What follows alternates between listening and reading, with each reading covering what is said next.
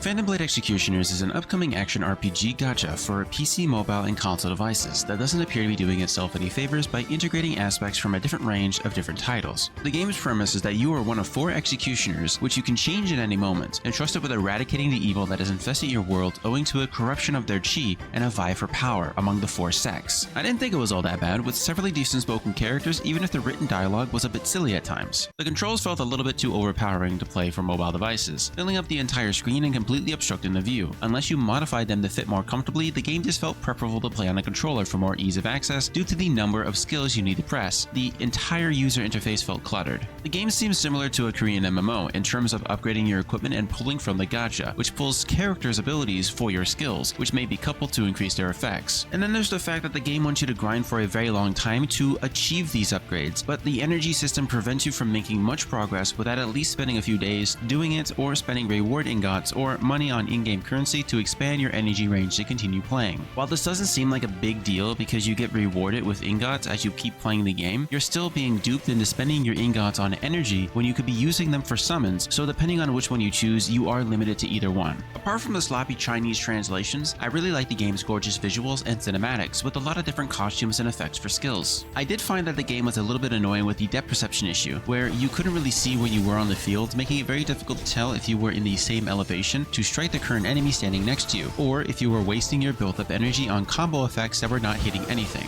It appeared to be a decent hack-and-slash ARPG with a long list of combo skills to test out and find what works best for the various applications applied to them for their added effects. The music, overall abilities, and combat were very adequate for the game's overall vibe and purpose. It's kind of difficult to pinpoint what I actually disliked and liked about the gameplay. I disliked the side-scrolling 3D elements with the gacha and gated advancement. It simply makes the game less enjoyable overall because you're limited to how much you can play at any given moment unless you spend some money. I did like the different aspects of using different skills and the ability to parry and dodge for defense, and also the certain requirements on certain stages, but I couldn't get over how short the stages were and how they didn't really pose much of a challenge unless you were playing on higher difficulties. I feel like ARPG-style games, in my opinion, do not work well in combination of gacha components and limited progression. While I do like the combat and overall gameplay itself, I kept thinking to myself that this game could have been better if not for the unnecessary addition of these elements. This restricts its own ability to be something unique despite its fun gameplay.